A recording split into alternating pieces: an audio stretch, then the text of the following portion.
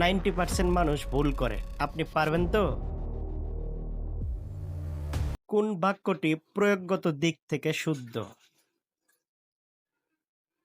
Option A, তার খুব আনন্দ পেল। অপশন বি, আবশ্যক ব্যয়ে কার্পণ্য অনুচিত। অপশন সি, সকল ছাত্রগণ পাঠে মনোযোগী।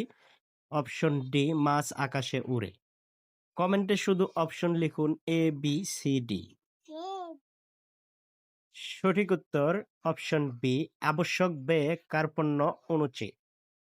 চলুন দেখি কেন বি সঠিক। এ, তার খুব আনন্দ পেল। এখানে কর্তা কর্মের ভুল হয়েছে। সঠিক হবে সে খুব আনন্দ পেল বা তার খুব আনন্দ হলো। অপশন বি কেন সঠিক? আবশ্যক ব্যয়ে কার্পণ্য অনুচিত। অর্থ প্রয়োগ দুটোই সঠিক। প্রয়োজনীয় কাজে কৃপণতা করা উচিত নয়, এই অর্থ পরিষ্কারভাবে প্রকাশ পেয়েছে। অপশন সি কেন সঠিক না? সকল ছাত্রগণ, এখানে দ্বৈত বহুবচন হয়েছে। সকল নিজেই বহুবচন বোঝায়, আবার গণও বহুবচন। সঠিক হবে সকল ছাত্র অথবা ছাত্রগণ। অপশন ডি কেন সঠিক না? মাছ আকাশে উড়ে, বাস্তব অর্থে ভুল। শুনুন, আবারও নিয়ে এলাম দুইটা কঠিন বাংলা প্রশ্ন।